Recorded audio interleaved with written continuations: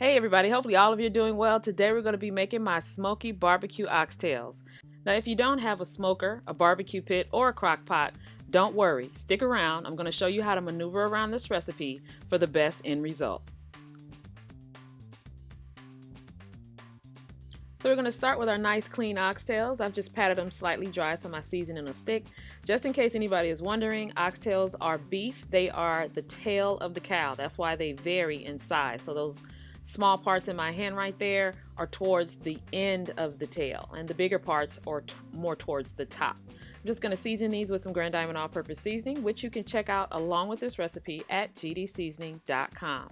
I wanted to insert this shot because this is showing me trimming the oxtail. Sometimes, depending on where you buy them, they can be really fatty on the edges. So just make sure they're nice and cold and give them a nice trim. The oxtails are all seasoned up and ready to go. You can put some additional garlic powder or onion powder, whatever your seasonings that you're choosing to use. If you want to use a barbecue seasoning, you can do that. But I'm going to hold off on additional salt at the moment because I'm also going to be using beef stock in this recipe, and beef stock can be a little salty. Since I was firing up my smoker, I decided to go ahead and throw on a couple of my other favorite cuts of meat. These ribeyes were on sale. I decided to go ahead and put those on. I'm just garlic studding one of them because that's the one from my dad that'll help me know the difference once they're cooked. And then I'm just going to throw them on. I have my smoker set at 225 degrees, and I'm going to let the steaks hang out maybe an hour and a half and just let them smoke really slow. And then the oxtails I'm going to smoke for about 3 to 4 hours. For more information about the smoker that I'm using, I'm going to link the video below that I did a couple of years ago, and it's very interesting. Be sure and check it out. But you can also use a regular barbecue pit and just, make sure your fire is set very low when you're smoking. This is what the steaks look like about 30 to 45 minutes in. I just gave them a turn and let them continue to cook. Like I said, I think I let them go for like an hour and a half. They really didn't take that long.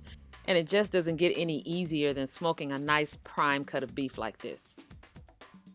Like I said earlier, I left the oxtails on somewhere between 3.5 to 4 hours and just let them smoke. And then I took them off. Smoking the oxtails does not help them get tender at all. So don't think that's going to happen. You have to slow cook these further. So you do have to give some forethought to how you want to execute this recipe. That's the way they look when they come off the smoker. And now we're going to get ready to put them in the crock pot. So I'm going to go in with some sliced garlic, some sliced onions, and I had some leftover red peppers and carrots, so I threw those in. Here is how you're going to get around using a smoker or barbecue pit. Use some liquid smoke. Put in a couple of teaspoons of liquid smoke of your choice, Mesquite, Hickory, or Applewood. And then we're going to follow that up with about 4 to 5 cups of beef stock. Right after that, I'm going to go in with 2 cups of my favorite barbecue sauce. And by the way, that's not ash on my hands. You know I wouldn't get on camera like that. That's the powder from my gloves. I picked up the wrong ones and I spent my money, so I'm going to use them. Anyway, the next thing we need to do is taste the liquid. Go ahead and give it a taste. You want more seasoning? Do you want a little bit more salt? Do you want to put some more liquid smoke? When you're using liquid smoke, you can use it to your taste. 2 to 3 teaspoons should do the trick, but you have all the freedom here to season your cooking liquid the way you want to. Now, I know someone is going to ask, how do I make it nice and thick? Well, maybe not like a gravy consistency, but I want my juice to be a little tighter. Okay, here's how you do it. You take about 1/4 of a cup of flour, maybe 1/3 of a cup. Mix some of the pot juices with the flour until it's nice and smooth, and then turn it back into the pot and whisk it together. It comes together really nice and smooth instead of just dumping the flour right into the insert. And then after that, all you have to do is add your smoky oxtails. Now here's how I'm going to explain getting around this recipe without the use of a crock pot.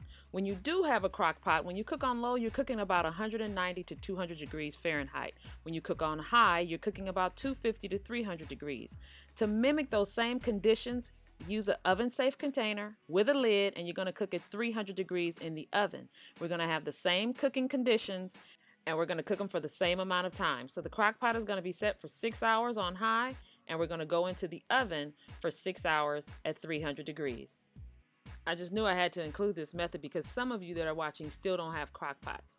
So it's okay. We're going to get you there sooner or later. $30 or $40 will set you free. This is what the oxtails look like after they've cooked for 6 hours. The meat pulls away from the bone. They fall apart. They're absolutely smoky, a bit sweet, so tender. And here's the ones that came out of the oven. Same result. Same amount of time, You have your sauce that's slightly thick. I started to say, man, I wanted to serve this with some potato salad and beans, but you could also serve these over rice. It would be absolutely delicious if you did it that way.